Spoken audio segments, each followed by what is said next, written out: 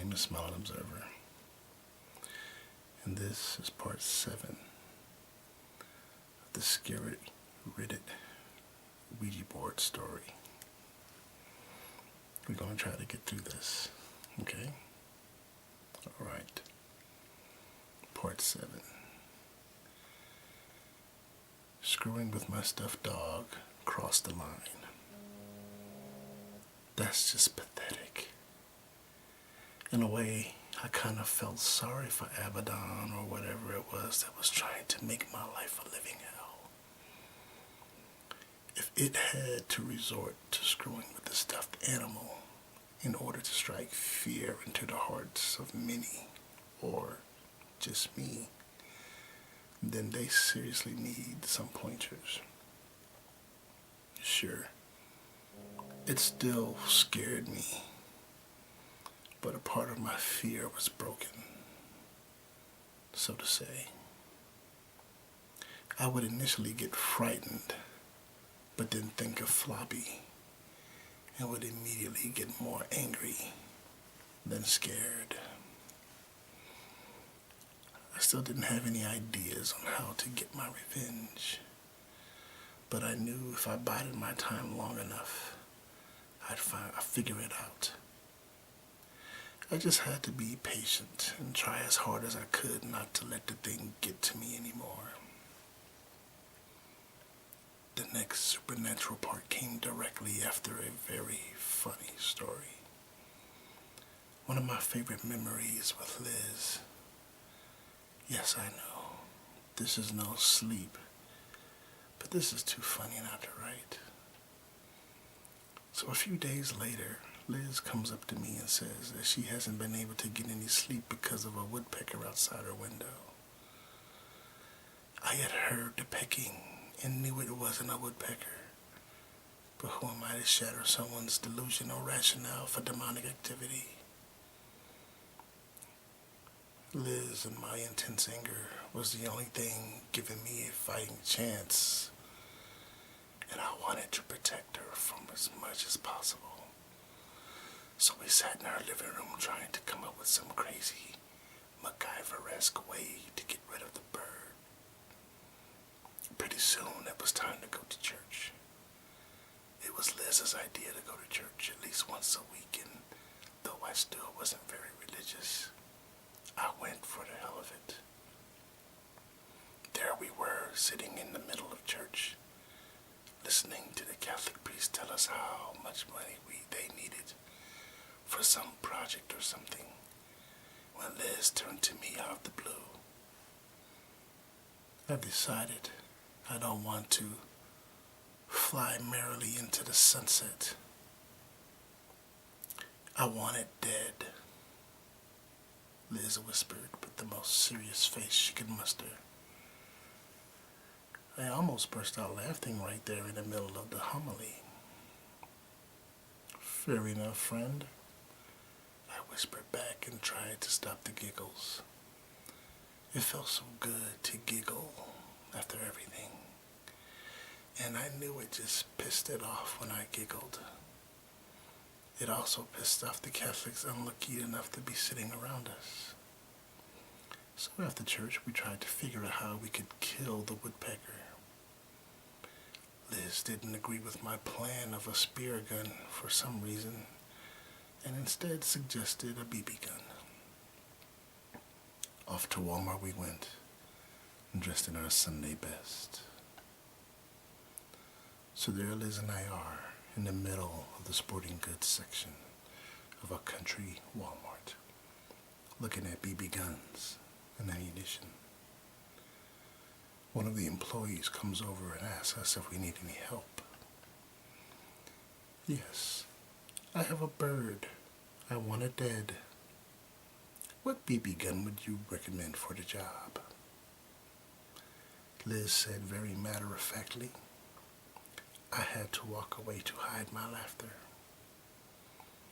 Well, this here BB gun, the employee rattled on and on. No, I don't want to maim it. I want it dead. I want this bird to be deader than dead. I want the most powerful, most accurate BB gun you have.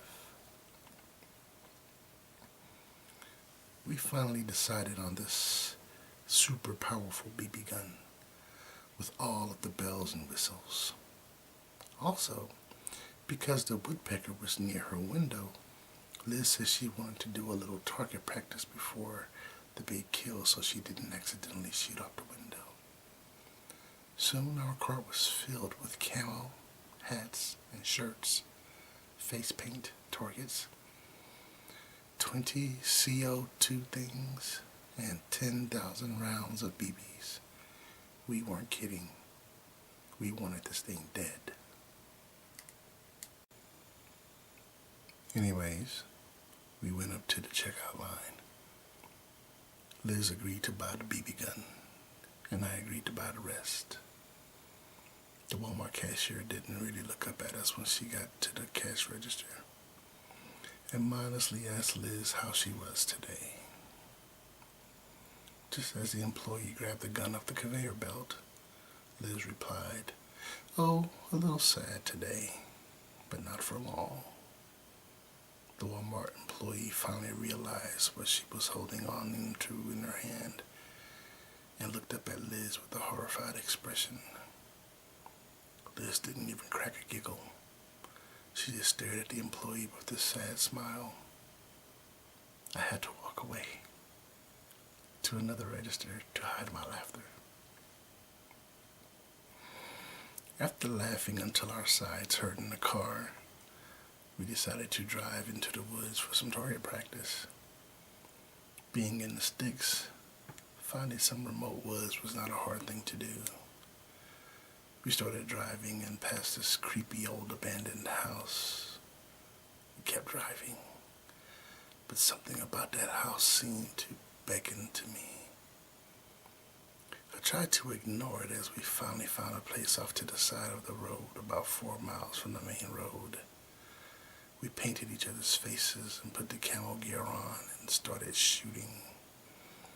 It was the best fun I had in a long time. We went through at least half of the BBs and the CO2 things. We were both confident either one of us could accurately shoot the woodpecker. Driving back to the main road, we passed the abandoned house. Again, I slowed down. Was it my gut telling me to stop, or was it the demon? I couldn't tell, but then realized that even if it was, I was hell-bent on not letting it run my life. Liz turned and looked at me. "Want to explore?" she asked. I nodded. Yes. I was invincible. My life was my own again. I can do whatever I want, even go into a creepy old abandoned house. Yeah, I know, I'm stupid. So we pulled over and grabbed the BB gun just in case. We decided to call it Pat Benatar. Hit me with your best shot. Get it? We carefully climbed the overgrown hill to the front door of this place. The outside of the house was painted a slate blue, but was extremely in ill repair. In some places the paint had peeled so much we could see the wood siding underneath. As we walked into the open front door, we noticed the house seemed to have just been abandoned. There was old furniture still chilling in the living room, dust-covered photos on the wall, etc., etc. There were also holes in the floor where the wood had rotted away. As we went through the living room toward the kitchen, I started getting one of my flashes.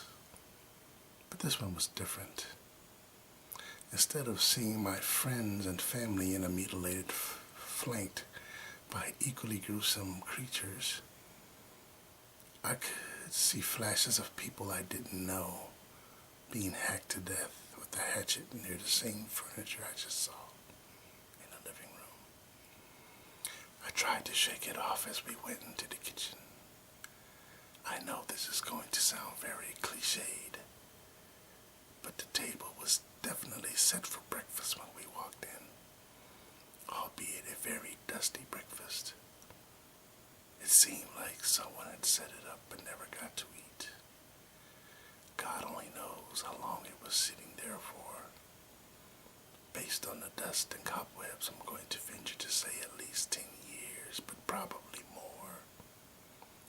Again, I got flashes of a mother-type figure in a checkered apron, setting out breakfast, and being interrupted by screams coming from the living room. I got another flash of the hacking of bodies and could literally feel my heart drop, as if I was seeing it as the mother. It was surreal. We kept walking. We walked around and Liz wanted to go upstairs. I snapped out of my flashes and looked up at the second floor and could have sworn I heard my name. Nope, not going up there. I started to let my panic attack show. I had gotten very good at hiding my panic attacks so as not to worry Liz, and asked her if we could leave. Liz, being the best friend in the world, agreed, and we walked out of the non-existent front door. I nearly sprinted to the car, trying to ignore the overwhelming feeling that I needed to go back in. We sat in the car, catching our breath.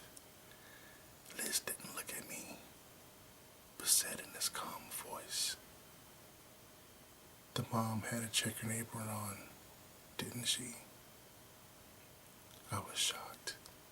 Liz got flashes too. Turns out she didn't necessarily see anything like I did, but instinctively knew to an extent what I saw. We both looked up at the house through the windshield, and something in the upstairs window caught my eye. I strained to see what was up there, and once I did, I felt my heart skip a beat. It was Will, Liz's dead ex, who made everything stop. Maybe he could help me take control of the situation and plan my revenge. I backed out of my car and started running to the house. Liz was calling after me, but I didn't care. I wanted to see if I could communicate with him to maybe understand what was going on and figure out a plan of attack. I ran back into the house, barely missing a hole in the floor as you walk in the front door. I bolted up the stairs and tried to reorient myself as to which window I had seen Will at. I turned left down the hall and past a pile of dirty laundry that had to have been sitting there for years. As I approached the bedroom, I believed I saw him. I heard Liz enter the house calling my name. I yelled that I was upstairs, and she kept walking into the room. I saw Will in the corner, smiling. I scaled back and went to get closer. All of a sudden, he disappeared. I was crestfallen. I heard Liz coming up the stairs. I kept staring at the place where I saw Will standing. I heard Liz in the hallway. Suddenly, the air in the corner where he was started to shimmer. That's the best word I could think of to describe it. Suddenly there was an image of Will with a noose around his neck. His eyes bulged and his face was red and gray and bloated.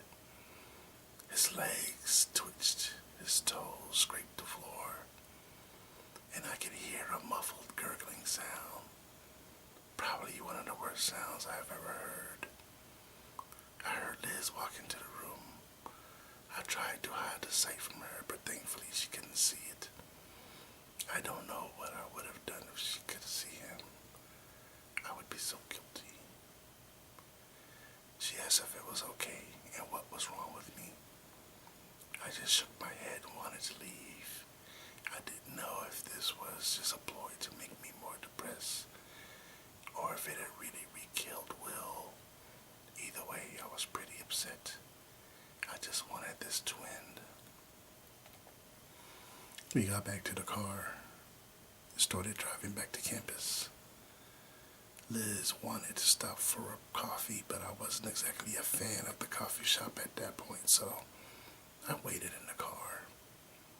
I was still trying to figure it all out in my head when Liz got back with 2 cups of coffee. Liz, how did Will die? I blurted out. He hung himself. Why? She asked. No reason. Yeah, he had to have been hell-bent on killing himself. It's not easy to hang yourself when you're 6'7", she said with a sad look on her face. No, it wouldn't. My heart broke for her. A few days later, I had to go to my apartment to get some more clothes. I was basically living full-time with Liz at that point. I hated my weekly trips back to the apartment, but it had to be done. I walked in and I was incredibly shocked to find that the apartment was a normal temperature and the blinds were all normal. I almost wanted to go pick up Liz at her house to see if she'd throw up, but decided against it. I walked past the closet with the Ouija board inside and didn't hear any weird noises. I was cautiously optimistic. I continued past the bathroom and saw nothing amiss. What in the world? I continued to my own room and braced myself for all of my pulses to be upside down because I had stopped trying to rearrange them after the 20th time. The posters were all right side up. The Ouija board was on my bed. What in the world? Seriously? Again? I started to walk out. Forget that. Then I heard the pointer thing, or Plashen as I've been told, scrape the board as it moved around. My head went back and I saw it circling the board. Help me, it spelled out. I wondered if it was Will, but I was also scared it was just the demon messing with me. I said no to the empty room. Please help me, it spelled out again. No, I replied, but it was glued to the spot. If on the off chance it was Will, I definitely wanted to help him. Will? I asked tentatively. Yes, help me. How? I asked. Bring Liz. Oh no, I'm not bringing her. I yelled defiantly and tried to ignore it as I hurriedly grabbed the clothes. I could never need. I yelled defiantly and tried to ignore it as I hurriedly grabbed all the clothes I could ever need from my dresser and closet. I could hear the planchette continue to move, but I was too pissed to look at it. You're pathetic. Go away. You're not welcome here. I don't associate with losers who mess with stuffed animals. I kept saying it in as much of a sing-songy voice as I could muster. I didn't want it to feel or to know that I was terrified. I wanted to maintain control. I also started saying the Our Father very loudly. You must think I'm as stupid as you are. If you think I'm going to bring Liz here because you asked. Douchebag. Looking back, it was not the most eloquent forget you speech I had ever given. The next thing I knew, I was on the floor of my bathroom in the pitch dark. I could feel the freezing cold towels under me and knew that if the lights had been on, I would be able to see my breath. I couldn't hear anything, but that didn't mean much. The cold was enough to alert me. I pissed something off, or at least the calm before the storm, so to say, was over. I was still pissed, though, when I tried to focus my anger rather than my intense fear. I struggled to get up. My body was very sore, and in the cold, hard to move. I started singing Jesus Love Me loudly, but I couldn't switch the me to you.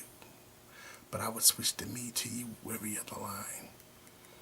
I got to the door and wasn't really surprised to find it locked. I tried the light switch and again wasn't surprised to find the lights weren't working. Jesus loves you, yes I know, for the Bible tells me so. I kept singing at the top of my lungs. I went on for a good 5 minutes, intermittently checking the door to see if it was unlocked. Nope. Fine.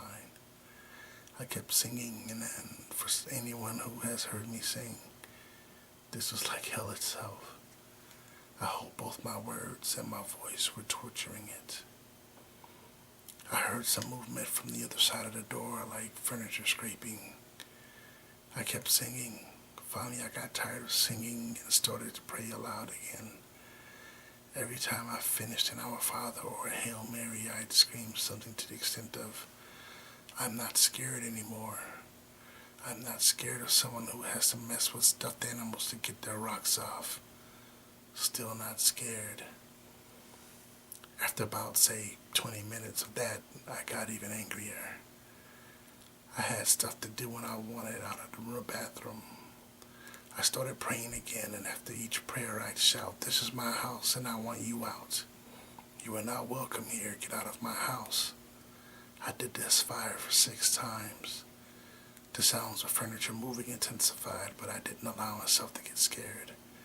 Finally I yelled, if you don't let me out, I'm going to start singing again. I would have laughed really hard if the door opened right then and there. Instead of messing with my stuffed dog, it should have just held me down and made me listen to myself singing on a loop. That would have gotten the point across. But nothing happened to the door. I was still locked inside. But I started hearing a distant moaning coming from outside the door, and it started to get colder in the bathroom. So true to my word, I started singing. The moaning turned slowly into the laughter I had heard the last time I was in the bathroom. I kept singing. It got colder. I kept singing. I was starting to get scared, but I tried to just focus my anger. Floppy. Hole in his heart. Floppy. Suddenly there was a huge bang against the door, which made me jump backwards and fall down. I smacked my head pretty hard on the floor. I have no idea if I just lost consciousness or not. I could see stars swimming in the darkness and felt my head pound with every breath I took. The laughter got extremely loud and just made my head pound even harder. I tried to continue to sing, but the effort was killing my head. I still wasn't scared per se, just really annoyed and hesitant as to what to expect next. What happened next, I couldn't have expected. As I listened to the laughter, I tried to sing Jesus Loves Me in a whisper that wouldn't kill my head. But then I stopped because my ears picked up another sound, an unexpected sound. There was a buzzing sound coming from the shower stall behind me to my left. It was a very faint, but I definitely heard it. Because it was pitch dark in there, I couldn't see anything and started to freak out. What was that buzzing sound? I made myself get back up and head towards the door. Still locked. I turned back around and tried to squint in the darkness. Couldn't see a thing, but the buzzing continued to get louder and louder. The buzzing started to echo in the bathroom and my head throbbed along in time. I thought I felt something on my arm, then brushed it off. The feeling returned to my other arm, then my face. Suddenly it felt like there were thousands of bugs crawling all over me. This ear-piercing, loud, buzzing noise. Now I know some people asked me if these bees were locusts. I honestly don't know. I didn't study them when they attacked the window at Liz's, and I definitely couldn't identify them while I was in the pitch black room. Because for the last 5 years, I have referred to them as bees in my head. I will continue to call them that. But again, I have no idea what they were. And nope, to never again, I hope to never again have the chance to find out. I started trying to swat them all off of me, and I felt a pinch, then another, then about 5 more. The bees were stinging me, and I was deathly allergic to bees. I started to hyperventilate and could swear I could feel my throat starting to swell. I clawed at the door, nothing. I felt like my skin was on fire. The buzzing got louder and louder. I could feel them in my ears and my eyes and my mouth. Stinging away, my throat started to close, and my tongue was thick in my mouth. It felt like the bees were crawling through my ear canal into my brain. Everything was being stung. In one last ditch effort, I grabbed the door on my way to the ground as I prepared to lay down and die. Allah, my girl, it opened. I stumbled out, and immediately the buzzing and the stinging stopped. I glanced quickly into the bathroom and couldn't see anything. I looked at my arms. There was nothing there. I tried to take a deep breath. My throat was still slightly constricted. I ran over into the kitchen and grabbed my EpiPen. I slammed it down into my thigh and rushed out the door to go to the hospital. When I pulled into the ER parking lot, I realized I had absolutely no symptoms whatsoever. Sure, the EpiPen helps when I get stung, but it usually only buys me time, and that's when I am stung by just one bee, not thousands. This was getting weirder and weirder. Well, that's the conclusion of part 7. I would read more, but I have other places to be at the moment. Until next time.